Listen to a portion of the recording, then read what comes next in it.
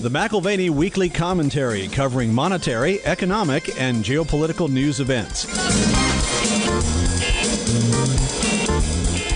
People today would look at gold and say, why would I allocate to gold when there's only upside in the market? You, my friend, if that is your mindset, you have been manipulated. You are controlled, and your actions are contributing to the distortion in asset prices, where gold may be lower than it could have been or ultimately will be, and stocks are higher than they can stay forever. Now here are Kevin Orrick and David McAlvany.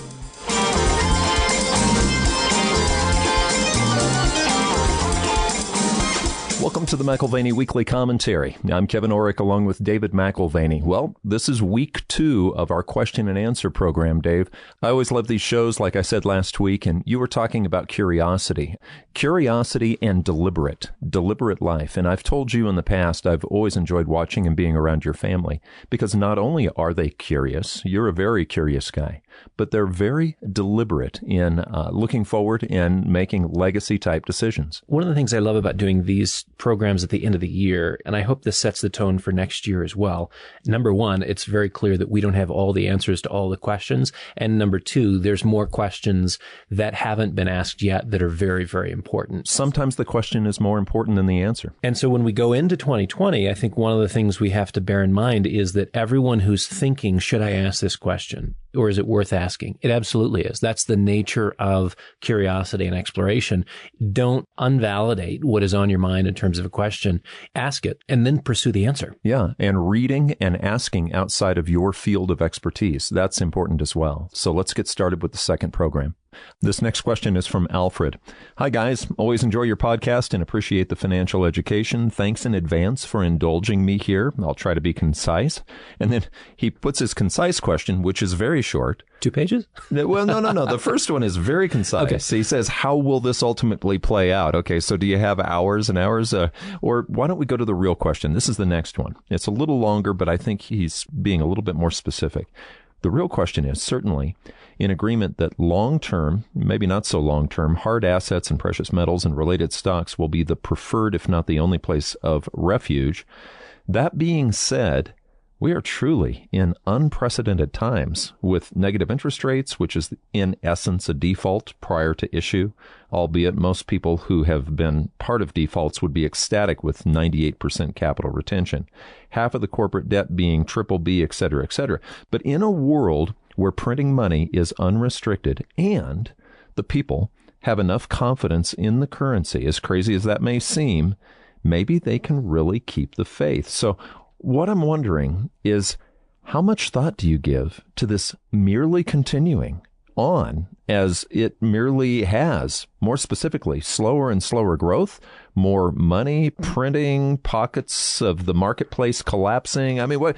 That's his question. Well, let me go back to the first thing. How will this ultimately play out? I'm going to tell you how it's going to play out for me. Okay. I'm going to enjoy my family. Right. I am going to read lots. I'm going to exercise and stay healthy. I'm going to invest in relationships. I'm going to balance a portfolio for multiple outcomes. I mean, how this all plays out, we get to enjoy each day and sort of the immediate future according to the choices that we make. Well, so, spiritual health. I mean, that's part of the legacy as well. I mean, what's eternal? But how does this play out in terms of what are the final outcomes?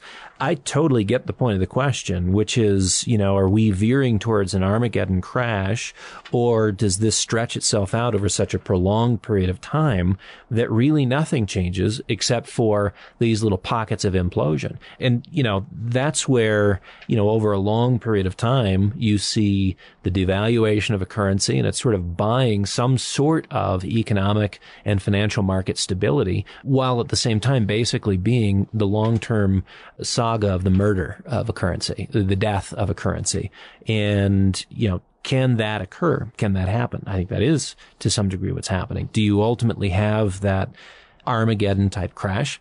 Well, it's possible too. Contagion is a real factor if you look at the math of catastrophism, when it happens, it goes, and it just goes, because you're talking about a collapse, and a collapse in confidence is something that is, as we've often said, it's a sociological event, it's a psychological event, it's not just an economic or monetary event. So when people think about inflationism or inflation of asset prices, they tend to think in terms of the math behind it, but there is a psychology behind it, and there is a sociology as well, and these are bigger factors which leave open that possibility of a ridiculously horrendous crash. But we do have a slow-moving train wreck already, and that is what we have. I think one of the things that we've tried to do on the wealth management side is, so we talked about the perspective triangle earlier.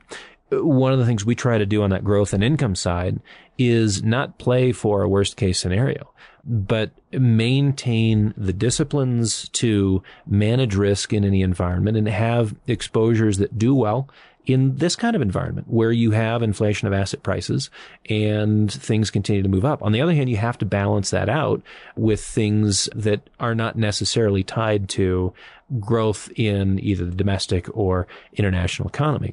So really important for us is managing risk on the downside and having a methodical way of doing that. And so, working with Doug, working with Lila, working with Robert, our team is as cohesive as it's ever been in managing towards what Alfred is describing. What if this just goes on and on? Well, look, if you're playing for the Armageddon scenario and it goes on, you'll just be sitting there looking like an idiot. This is where the triangle works, because you don't have to be right on either outcome. That's exactly right. That's exactly right. So again, that's not high math, but it is a way of thinking, do I have my mandates balanced? Do I have something that is in play, growth and income? Do I have something that is in play, liquidity, in case something does come up that I want to buy? Talked to a friend today who's looking at a house not far from here, beautiful home. I hope he uses some of his liquidity to take advantage of that. I think it'll be an amazing asset purchase for him. What about the insurance piece? That perspective triangle just helps you organize your mandates. This next question is from Wesley, and I'm going to actually summarize it, Dave, because what he's talking about is using our monetary system as a form of warfare through SWIFT, through, the dollar reserve system. Can you address that a little bit? I know you've got friends who are in the business of managing money and also in the form of warfare. I'm thinking in particular that gentleman that is with the U.S. Treasury that lived in Saudi Arabia, I think, for 8 years that you got to know. Yeah, and he got his job there with the Treasury from Juan Zarate, who wrote the book Treasury's War. So they know each other well, and Juan basically posits in his book that the Treasury is a complement to our system of international governance, and we get to pull levers and push for more influence and control through things like SWIFT and the flow or limitation of the flow of capital. And so SWIFT is one of those things that is sort of foundational to our presence in the world. And obviously, if you look at the rest of the world looking for alternatives to SWIFT, it's because they don't like the amount of control we have in our relationships with them. So there's another point to Wesley's question, which is dealing with foreign currencies and specifically debt that is issued in foreign currency terms. And I think he borrows some from Jim Rickard's book, Currency Wars, and some ideas there. I think one of the reasons why you have so many people issuing debt in U.S. dollar terms is because it allows them to attract a larger audience of lenders. So the borrower is saying, I'm going to pay you back, and I believe myself to be a good bet. And the lender looks and says, maybe you are, maybe you aren't a good bet. Now, I'm going to take a double bet if it's on the one hand, your reliability making payments, but also the reliability of your domestic currency. Why don't you put those things in U.S. dollar terms, and eliminates one of the risk variables for me? So you're able to raise more money in the capital markets in U.S. dollar terms than you would be just in foreign currency terms, because there's, again, for the lender, there's one less risk variable there. So you can think about the motivations of the borrower, think about the motivations of the lender, think about the need for more debt financing.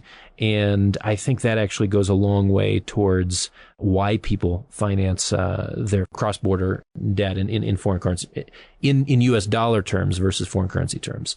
This is from a longtime listener in the Pacific Northwest. Now, this is, Dave, I'm just going to preface this by saying this is always a hot potato or a cold potato. All right. It just depends on what side of the issue you're on. But okay, so starting with the question, not sure if you're familiar with Adapt 2030 podcast, but they've been rapping about the possibility of global cooling as a result of cycles of the sun reaching a grand solar minimum.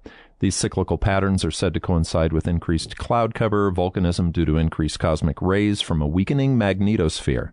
If true, we could be seeing successive crop losses leading to food price increases globally and increased tension in the next few years.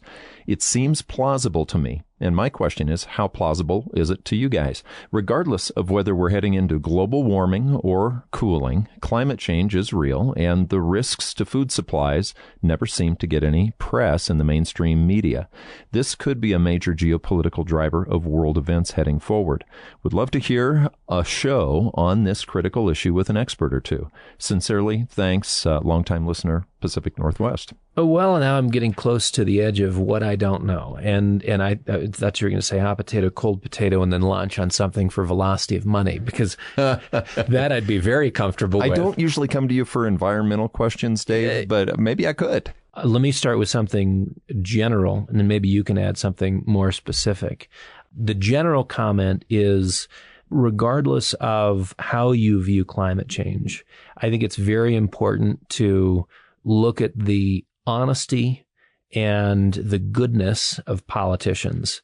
And I suspect that when you're whipping the public into a frenzy on any particular issue, doesn't matter what the point of panic is, the sponsors of that panic generally serve to benefit from the prescription that they offer. Ulterior motives. Diagnosis, prescription. And so if they can create consensus on what the issues are and then what the solutions are, and they happen to hold the solutions, then again, I'm more suspicious of the goodness of political machinations, of political policy making, of the justification for more experts. And this really does go back to the conversation we had with Paul Tucker, where Paul would say, not only do monetary policy mandarins have nothing to do with climate change, they should stay out of it. It has nothing to do with their mandate. They cannot move the needle on that. To pretend that they can is to misunderstand what monetary policy is. But I think the larger point of his book is that we have experts who are unelected, and they make rules and regulations. And I am just really not plussed. I'm not enthusiastic about the idea of creating new branches of government with open, unended mandates based on the current fear which is in the marketplace. And it's a global frenzy on climate change, to the point where I think if you said there was something called a climate messiah, that we would all fall at his feet and worship him, because he would have the answer to this problem, which is our sure death and destruction. Well, and sometimes you can find out the truth of an issue when you look at what the pushback is. And if you're someone who actually challenges some of the science of global warming, that type of thing, you can't get published in the academic world. So there definitely is an agenda, whether there is climate change or not. Yeah, but neither one of us have said actually anything positive or negative on the issue of climate change. Right. Hot potato, cold potato. Yeah. Hot potato, cold. Why don't you hold it? Well, why don't we talk about sunspots for a second? Okay, because this is something that we're going to hear in the news. And actually is not related to the current issue of climate change, although there's confusing connection. Right. And it could be, it might not be, but there's something called the Mondar minimum that occurred back in the 1600s when Galileo first started looking at sunspots, when he first started looking at the sun with a telescope. Now, that ultimately blinded him. Okay. Whoops. That was a problem. But he was a fascinating guy because he also was studying the moons of Jupiter and the movement there. And then he started to go blind as he was counting sunspots with a telescope. But here's the thing. In the 1600s, the sunspot activity went to a very, very low minimum. That's the grand solar minimum you're talking about. Yeah, that's right. And a period of coolness. But they don't know that they went together. And just like the author of this question says, volcanoes also could have caused this coolness in Europe. It was about a 60-year period of coolness. So again, we're going back to correlation versus cause. And you're saying that actually the cooling predated the issue of grand solar minimum. That was already in place. So you'd have to go back to the 1500s and say, actually, we were in motion already on this prior to the grand solar minimum. But causation correlation, and the confusion therein is what's a part of this to say now that, oh, well, because of the weakening magnetosphere. Yeah, but bring a politician in and they'll go, oh, you know what? I can help you with sunspots. We all need to help with sunspots. And somehow, some way, agendas get moved and some people get rich and some people get poor. And it's like, what just happened? Because it really didn't change the sun at all. Yeah, the nature of politics is about how to move as much money as possible to your constituents. And some of your constituents may be your friends. And so this is where, again, I'm suspicious about give me a reason, give me a justification. And if you can really tap primal fear in any way, then I have a blank check. And what politician have you ever met that hasn't had a blank check? And we're coming into a phase where it really is going to be everyone's writing blank checks to solve climate change. And that's like a political paradise. Well, and Paul Tucker even talked about, he sort of chuckled when we were talking about the new European central bank's mandate to help with climate change. Well, at least that's what Christine Lagarde has signed herself on for. But I think in fairness to that longtime listener in the Pacific Northwest, we should have a commentary guest who can better lay out what are the issues in play with climate change. And if we just say, for the sake of argument, that we have a significant shift in, constrained food productivity or whatever. Yes, you've got political tensions in China. You've got geopolitical issues. So you are right. You are right. If there is a continuation of trend where we have crop losses for any particular reason, yes, you're moving into a period of global crisis, which is also a period of extreme probability for war and conflict. Well, and your family's always been oriented towards some form of preparation, letting everyone know, look, be prepared if things do change. Don't be so dependent on any one system that could be vulnerable. Question from Rick in San Diego. Hi, Dave. From time to time on the weekly commentary, you mention books that you consider must-reads. If you wouldn't mind, I'd love to see a list of some of your favorites, but even more so, I'd be interested in what you might recommend as must-reads for kids around ages 8 to 10. Thanks. I enjoy the weekly discussion. Rick, in a world of continual website updates, I used to have a list of books in the resources section on our precious metals brokerage website, McAlvanyICA.com. It may still be there. Honestly, I don't know. If not, we can get that up and published for you.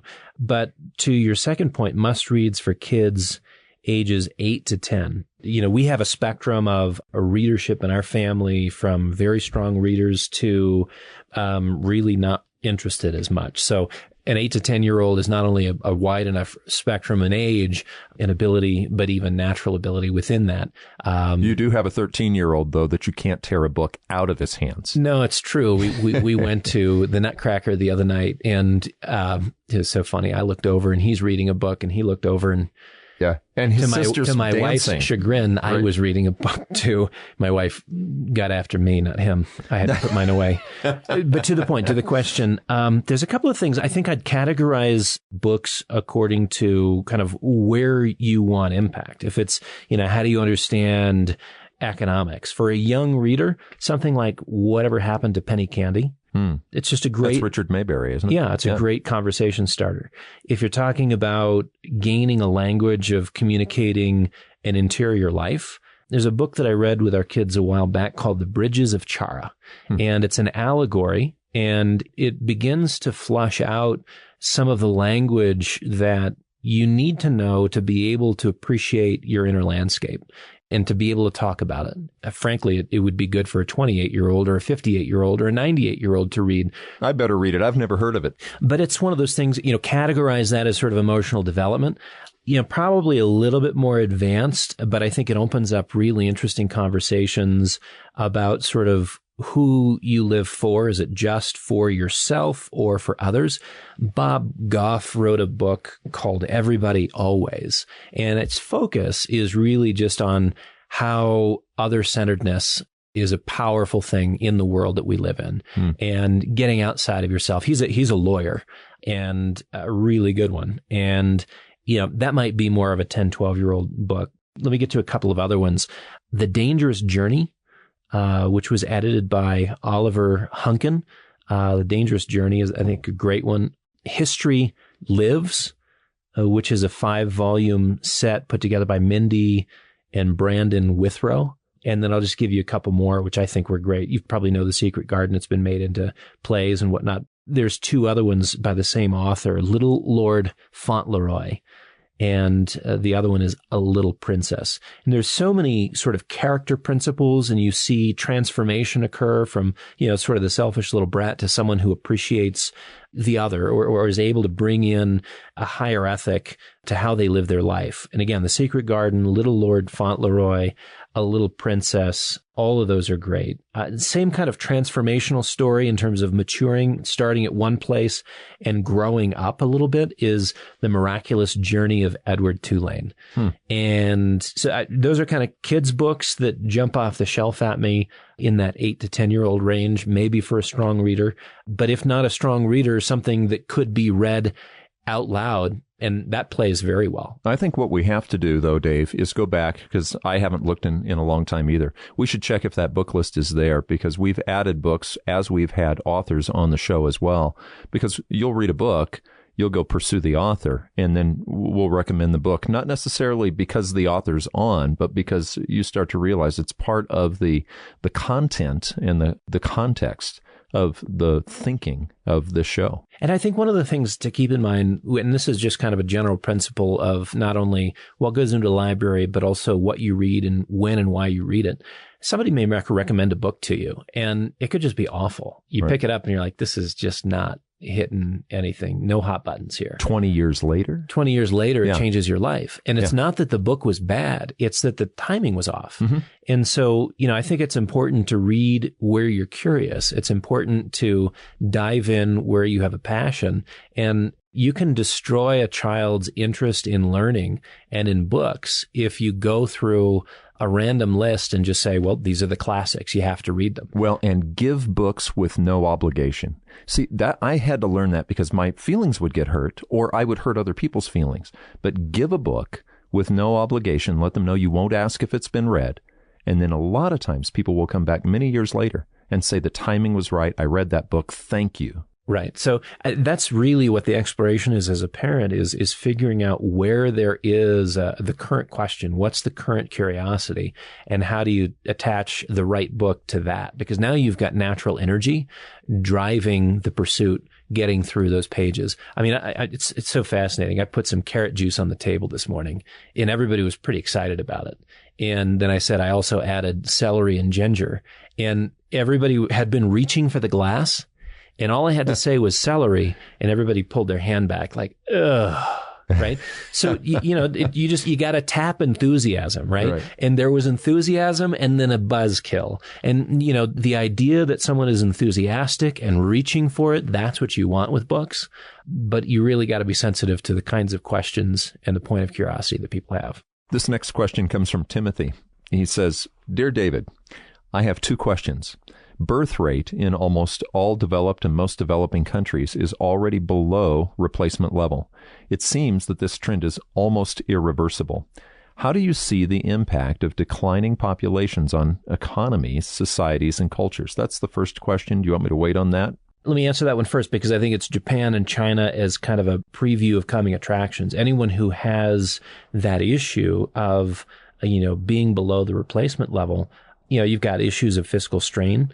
And, when you start looking at the commitments that have been made, we're talking welfare commitments or social safety net commitments, you end up with math problems. You end up with math problems on the basis of that demography. And it means that future tax structure, incentives within the market economies, if you're in a market economy, those things can shift. Well, you brought up in Japan, I think you brought this up on a commentary not long ago, that more diapers are being sold to geriatrics in Japan than there are babies using the diapers. Right. So fast forward and you've got more people taking out of the system. They put in and they thought that the money was going to be held for them and given back to them with growth. Right. As it turned out, most of those social safety nets are just an excuse for higher taxation. And there is no sort of slush fund or a safety fund that's actually there. So, you've been financing the present day. Nobody was considering your future. That's really the issue, because the math begins to emerge.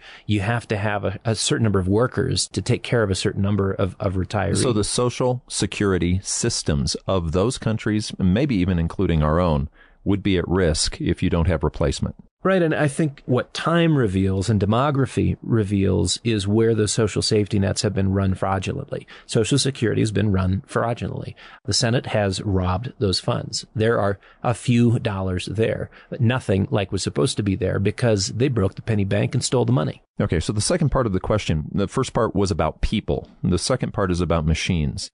He says, do you agree with Eric Brynjolfsson and Andrew McAfee, the authors of The Second Machine Age, that this time may be different for technological impact on economies and societies? I haven't read the book. Have you read the book? I have started the book and invited Eric onto the program. So I'm great that you're reading it. Timothy, we're definitely on the same page in terms of some of our interests. The technological impact on economies and societies. Again, I think you're talking about why we're having conversations in public policy circles about universal basic income. There comes a point at which the whole fabric of society shifts. The way we look at work and employment shifts. The way we look at income and how it's derived shifts. And, there are blessings and curses with an improvement in technology. And I think some of the curses aren't just at the level of, loss of jobs or things that may be a little bit more obvious, but it's loss of identity. It's the social and psychological impacts of a broken workforce or a newly constructed workforce. And the argument's being made now that, look, as it has in past times, the technology is freeing us to do more of what we want. And I think we forget that we are who we are in part by what we do and our place in the world, the contribution we make, whether that is as a teacher or as a doctor. I think there is a certain banality to free time and a certain boredom. I think of all the famous people who have gained all the money in the world and at some point have all the time in the world, and their lives veer towards drug addictions and unhealthy relationships. And it's not like free time makes a free person or free time makes for a better person. And so I do see sort of a downside in terms of a societal impact. And this isn't me being sort of, what do they call the people who don't like technology? Luddites. I am not a Luddite, and I appreciate technology, but there are some unintended consequences in terms of personal identity and psychology, which I think we should be considering as we move sort of fast and furious towards a world changed utterly and maybe forever by technology. Good evening, David and Kevin. I've been a listener of the commentary for several years now, and I understand about half of the content. Well, that's better than me, Kelly, so you're doing well. We'll work on clear communication. The fault is ours. But it still remains one of my must-listen podcasts every week. Personal context. I'm married with one child now in college, a house with a mortgage, one car payment. I'm employed full-time with a very good income for middle class in my part of the country. We're saving for retirement with a combination of traditional IRAs and my 401k. We are setting aside some money in bank savings and vaulted, which I really like, by the way. Here's the question. Is there something I should be doing or avoiding in light of the growing credit bubble in the next months and years as it pertains to my position in the middle class? I really enjoy your podcast. Keep up the good work. Thanks, Kelly. I think one of the challenges faced by many in the middle class is this idea that you mark your progress by the things that you have, the clothes that you wear, the house that you live in, the cars that you drive. And that's where we get that sort of keeping up with the Joneses. So not to just fixate on, socioeconomic status in the context of this question, but I do think, bringing that into what is a general tendency of the middle class into where we're at in terms of a credit bubble, you've got to, just a couple of practical things, avoid buying depreciating assets. And this may sound simple. Sounds simple, but there can be sort of, let's call it the middle class malaise, where maybe you don't love your job, and that's why you live for the weekends, and that's why you justify the boat, the four-wheeler, the this, the that, and the other. And they're all depreciating assets, and it costs real money in terms of earnings, savings, and everything else. But the day you buy it, it's worth a third less. The year after you've driven it around, it's worth half less. And it's just no way to sort of advance where you're at or to position yourself advantageously in the context of a major credit bubble.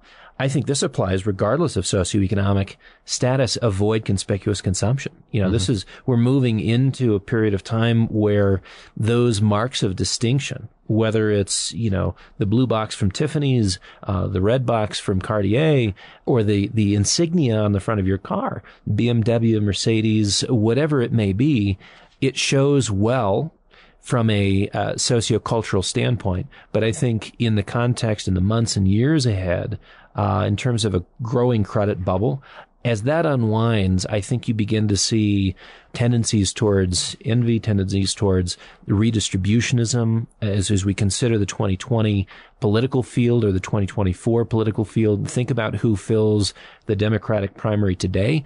Half of them have said, we are socialists. Democrats, that party tagline, it doesn't even fit. They would say that their real belief system is more in line with a socialist platform. Maybe they should run as socialists instead of Democrats. All that to say, do you really want to stand out from the crowd? I'm not sure that in the next 3, 5, 6, 7, 8, 10 years, that's a wise thing to be doing. So those are just some practical considerations. What you're doing now, Kelly, I think makes a lot of sense. You are living beneath your means. Otherwise, you can't have the extra money to put into bank savings or vaulted. You wouldn't be putting into your traditional IRA or 401k. So you're doing what you need to do. And in addition, having a game plan for reducing your debt, I think is absolutely wise. You've got a mortgage, one car payment, great. Make sure that you're not using your credit cards as anything other than a monthly float, paying them off at the end of every month, but also making sure that you've kind of penciled out, whether it's on an Excel spreadsheet or with a date, sort of your date with destiny. When are you paying off the mortgage and car payment? Those are things that represent emotional space as much as they do financial freedom. This next question comes from Marty, and I can hear the fatigue in Marty's voice. Okay. When do you think that the manipulation of precious metals by the bullion banks and the Fed will fail and we have a free market again? Marty, I can hear your frustration. Well, let me take a little bit of umbrage with the question. It's a good question, right? Because there are manipulative tendencies in the markets today, but I'd say it's far more dramatic in the world of interest rates and fixed income than in the area of gold. I mean, we've got gold up 15% this year, silver up 10%. And, at an earlier part of the year, we were up 20% and 15% respectively. Right. Mining shares are up between 30 and 40% this year. You're talking about something that is operating on a somewhat free basis. Quasi-free market versus interest rates. Right. I think that the question there, the implicit is, why isn't gold at 5,000 already? Why isn't gold at 10,000 already? That's what I would read into the question, because there really can't be any frustration with the way that gold has behaved in the current period. 2016, 2017, 2018, 2019. These are free market dynamics driving the price up from then to now by 50%. Well, and can I say, Dave, I mean, I've been here 32 years, and back in the 80s, we talked about gold manipulation. And then in the 90s, we talked about gold manipulation. And then in the 2000s, we talked about gold manipulation. In the 2000 teens, and now we're coming into 2020. And during that period of time, gold, yes, it was manipulated, but it was at $300 an ounce when I got here. Then it went to 600, then it went to 900, then it went to 1200. Now it's at 14 something. Yeah, they manipulate, but it doesn't really change the trend. Well, but in fairness, there's a difference between short-term manipulation and long-term manipulation, where I think, you can level any market for a certain period of time, but not permanently. Yeah. So if you want to pick a fight and jab somebody in the nose, that's great. But is there anybody with the financial or monetary endurance to go round after round after round, decade after decade after decade? Because that's what suppression would be. And it doesn't affect you if you buy and just hold. It does not affect you unless you're trading to try to make money. When you started in the business in the 1980s, there were periods of time where the Saudis would come in and bear raid the crud out of the market and knock the price of gold down by 10%. So that they could buy more at a cheaper price. Right. So there's, is that manipulation? Sure. Yeah. Is it for a particular party's benefit? Do the Absolutely. Chinese maybe do it now? Yeah, maybe. Yeah, but whether it's the Chinese or Goldman Sachs, I mean, JP Morgan, I guess, would be they'd have the big, we are the manipulators written all over them. Right. But the point is, we do see free market dynamics in the gold space. Mm-hmm. And certainly we do see price manipulation. You've seen in 2019 and in 2018, a number of people, whether it's HSBC or Barclays or JP Morgan, people who were previously trading with them, they're being prosecuted for manipulation of price. I'm not saying it doesn't exist. My eyes aren't closed. But we're also not talking about a grand suppression scheme that has kept gold in the 250, 300 range. Because bear in mind, over the last 20 years, if you're going back to that period of time, we still have gold outperforming the stock market over this 20-year period. Yeah. So everyone's saying, well, stocks are at all-time highs. Gold's not. Bear in mind, even not being at all-time highs, we've still averaged over a 20-year period almost an 8% annual return. Now, obviously, averages don't matter to everybody because, maybe you only care about the last 2 years or 3 years or whatever. But, that 20-year period, it still shows positive gains and traction. Where I think we have the greater and more important manipulation is the manipulation of signaling within the stock and bond markets, and it's done particularly in the bond market. You control the cost of capital. If you can control the cost of capital, you increase the speculative tendencies within the market. People take more risk. You take away the governor, so to say, and allow people to do things that they wouldn't ordinarily do. If you had to make a bet, but you were paying 10% as you go or paying 5% as you go, that bet is going to be far more calculated. Then you got free money. What are you going to do with it? Well, we're just going to bet on just about anything. So there's more risk in the market because of the manipulation of interest rates. And you can see that in bond yields. What's fascinating to me, and this is worth noting, I don't think we have any questions on this, so I'll just mention it here. We have seen an increase in interest rates over the last 3 to 6 months. And I don't know if we've actually put in the lows here in 2019, but all of those negative rates and the tens of trillions of dollars that were negatively yielding, those rates are starting to come up. Ooh, is that the free market bearing its little head? Yeah. Again, what kind of endurance do you have to continue to buy and buy and buy and suppress and suppress and suppress? When you stop manipulating a market, then you have sort of the revelation for real supply and real demand. And I think we're beginning to see that to some degree in the European bond markets. And that actually ties into the gold story because it's not that the bullion markets have been directly manipulated to the detriment of price. I mean, again, if you want to talk about a $5 manipulation, a $20 manipulation, what have you, fine. But the greater manipulation is the manipulation of the mass mind, which sees no reason to own gold because we live in a perfect world. And we're dealing with the perfect set of monetary mandarins who are controlling outcomes in a positive way. There's no downside here. And so if you can convince people that there's no downside here, then there's also no reason to have that insurance component within a portfolio mandate. It's a waste of money. People today would look at gold and say, why would I allocate to gold when there's only upside in the market? You, my friend, if that is your mindset, you have been manipulated. You are controlled and your actions are contributing to the distortion in asset prices where gold may be lower than it could have been or ultimately will be, and stocks are higher than they can stay forever. This next question is from Nathan. I'm an investor that's building my cash and metals position with the goal of being able to take a nice position in stocks the next time they, quote, go on sale. When that day comes, I wouldn't mind buying individual stocks, but I've learned that you have to know how to read balance sheets, cash flow statements, etc., to make sure you're not buying a lemon. Your MAPS products, McAlvany Wealth Management products, sound appealing, but last I checked, I don't have enough assets to qualify. How would you recommend a small-time investor go about taking a position in stocks? Why don't you start there, Dave? Yeah, I think there's a couple of years before you really need to be considering a major move into equities. We haven't seen any decline in equities. And so, it takes some time for a bear market to wear on. And so keep this in mind. The first drop in a major market is not necessarily the place that you want to buy. You can go through long periods of time where there's low rates of return or no reason for those shares to recover. So even if you bought them at an absolute low, it still wasn't quite time to buy. Can I tag on the last part of the question then? Because he's asking then when that time comes, if an ETF is appropriate. I could read the question, but that's really what he's asking. ETFs are sort of a quasi-hybrid kind of an investment. What do you think, Dave? Well, let me say this. I think in terms of our MAPS strategies, it's an acronym that stands for multiplier, accumulator, protector, and strategic.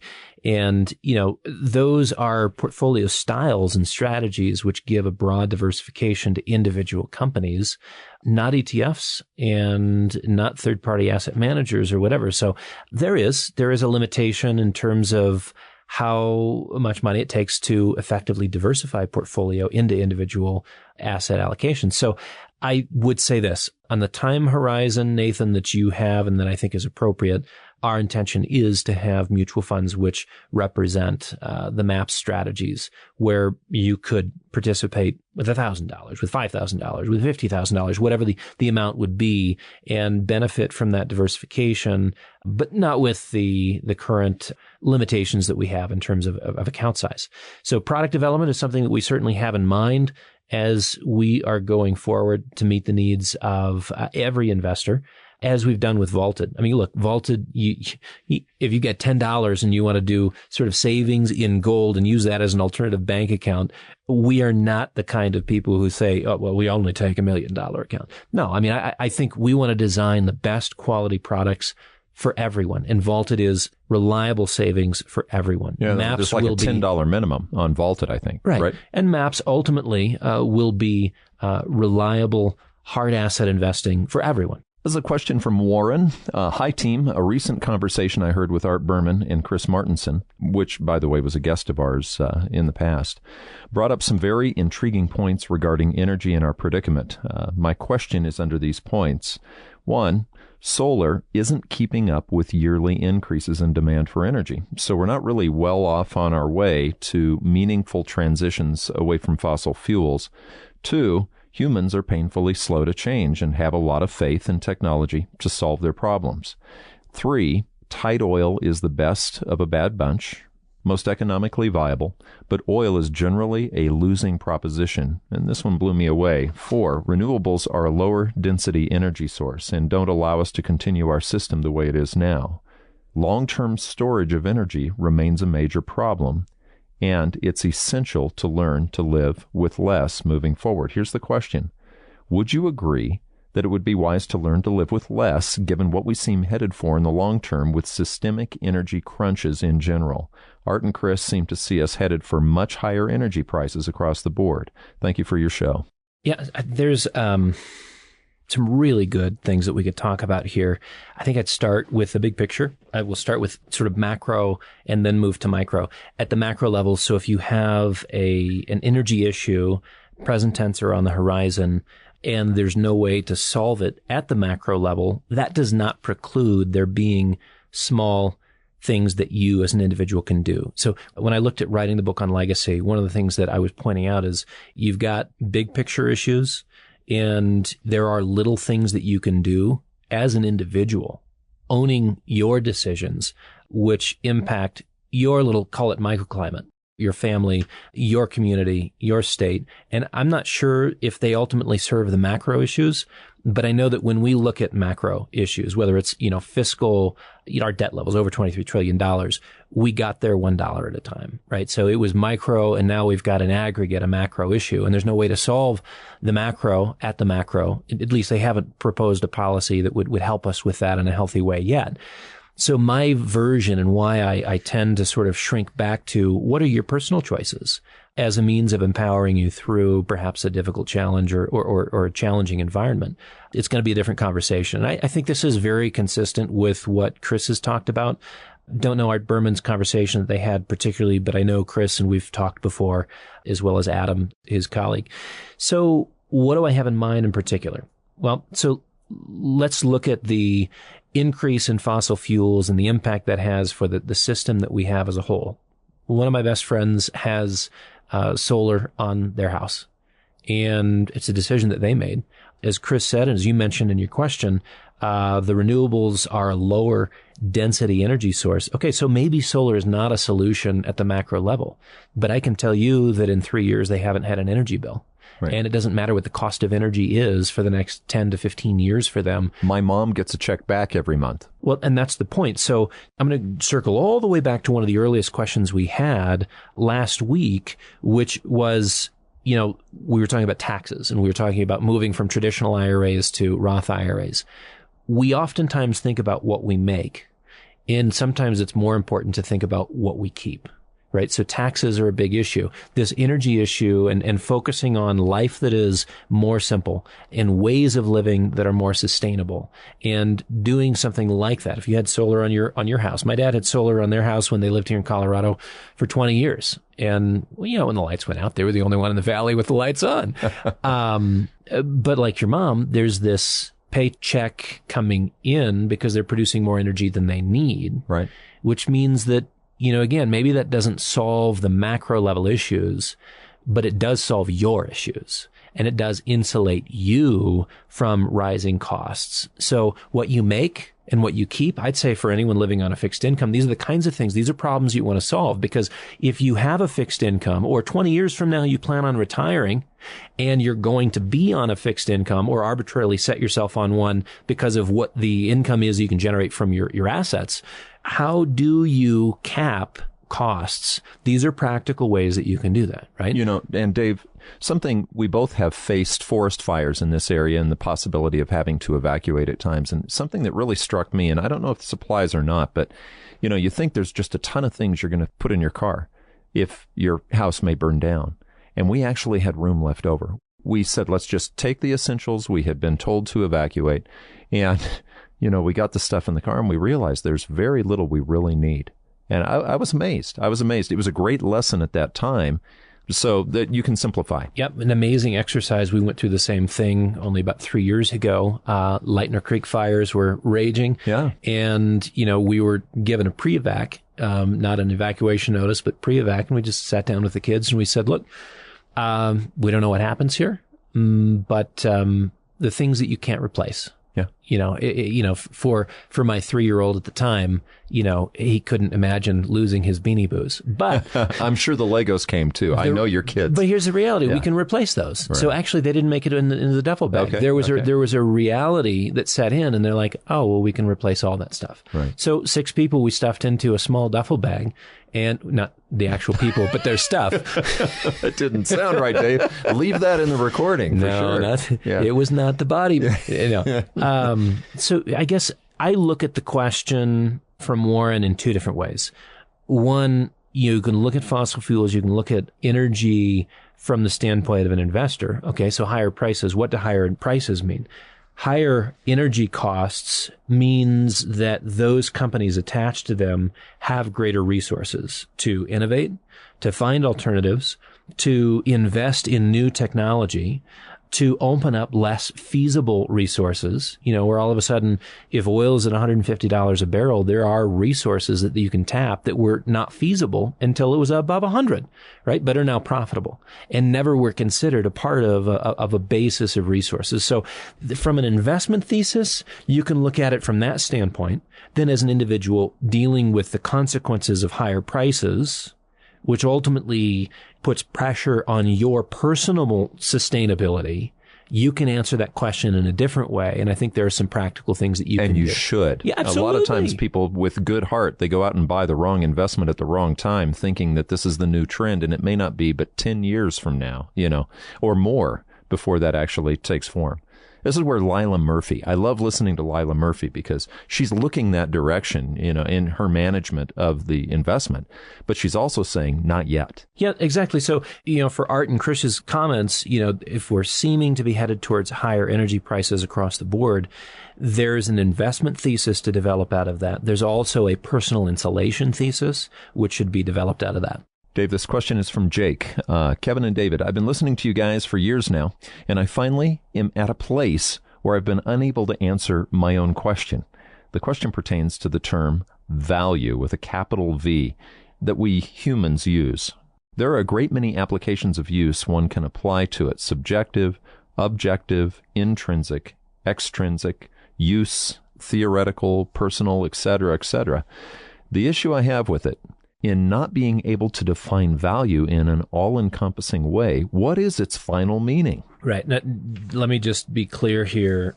Jake, you sent us an excellent question, which spans 4 pages. We just edited it down to 3 sentences, I think, correct. Maybe. So what I would do is, Jake, I would invite you out to Durango, and we'll sit and have a glass of Talisker and have the conversation that does justice to. I know you enjoyed reading the whole question, and you did a lot of research. I did, and I would also enjoy the Talisker with Jake. So, Jake, anytime you're passing through Durango, plan on that conversation. I think, when you're looking at the difficulty of defining it, whether it's the real tangible intrinsic value, extrinsic value, subjective, objective, personal, there are different approaches to it. I think what you're up against is the word fits into a lot of different categories and can be used differently. So there's economic value, there's social value, there's mathematic value, there's philosophical value. So, and there's varieties of ways to define value or use that term within each of those fields. Isn't this a meaning of life question? This may be the question, Dave, right here. Yeah. And I mean, even if you wanted to flip to the Oxford English Dictionary, it's not something that is defined in one simple way. It's 2.5 pages. It's 15 different definitions. And then you look at how it's been used differently. By the way, Jake, he's got his big Oxford English Dictionary open right now as he's answering the question. I mean, this is one of how many volumes that you have. I mean, well, and this is the point, is that there's 65,000 words in the English language we typically don't use, but say 3,000 to 5,000. Value is one that has at least 15 definitions. And when I see 15 definitions to a word, I think to myself, even with 65,000 words, to get very specific on meaning, we can't get specific enough. So I'm not sure that there is an answer to your question, Jake. And a part of this, I mean, if we flipped to German, we could take a word and add a prefix and a suffix to it and get closer to a concise and precise meaning. That's the beauty of German, is that you can get more out of the language. With 65,000 words to choose, at 15 definitions on this words, it means there's actually not enough words for us to get to the heart of that meaning. But it is the right question. In other words, that shouldn't discourage the question for every listener. What is value in your life? No, and I mean, we are talking about a variety of different things when we talk about gold having intrinsic value, or you want to argue that point and say, no, it's on the basis of social consensus that we haven't. Because even that point is debatable when you say to yourself, yes, we've come to consensus after 5,000 years that gold has, silver has, platinum, palladium have intrinsic value. Right. Okay, but let's change the context. If we change the context and all of a sudden, I can't get food for my family, I care more about my neighbor's chicken and trading that than I do gold, and he may not care at all about my gold. It may have zero value in that context because something has, greater. Well, and you value. remember Adam Ferguson's book. You brought it up. A grand piano was traded for a chicken, okay? Yep. Because value changes then, doesn't it, by need? I know, and this I know there's personality types that will be driven crazy by this question and also kind of our exploration, because it's not exactly an answer, but it's more of an exploration and conversation. Well, remember, we're talking to a philosophy major too, okay? I always think that when you start defining something like value. And you can define value, and the Oxford English Dictionary has 15 different ways. There you go. So I guess we get back to the most important part, which is, Jake, when are you coming through town for a Talisker? Yeah, and you would value that. And, just to say thank you very much to our listeners, because speaking of value, I don't think our listeners fully understand just how much we value the fact that they take the time every week, Dave, to listen to this commentary. We've talked before, there are many things that we all have different multiples of, but we all have about the same amount of time, the same amount of heartbeats. I think I heard one time it's 2 billion. For most animals, whether it's a bee or whether it's us, it's about 2 billion heartbeats. Now, I may be wrong on that, but we all have about that amount of time. And we have listeners who've listened for 11 years. Talk about value. We appreciate that. And we hope that the conversation continues to bring insight, wisdom, affirmation, confirmation, bring something of value to you. We appreciate you very much. And that wraps it up for our New Year's Day program. You've been listening to the McAlvany Weekly Commentary. I'm Kevin Orrick along with David McAlvany. You can find us at McAlvany.com, McAlvany.com, or call us at 800-525-9556. This has been the McAlvany Weekly Commentary. The views expressed should not be considered to be a solicitation or a recommendation for your investment portfolio.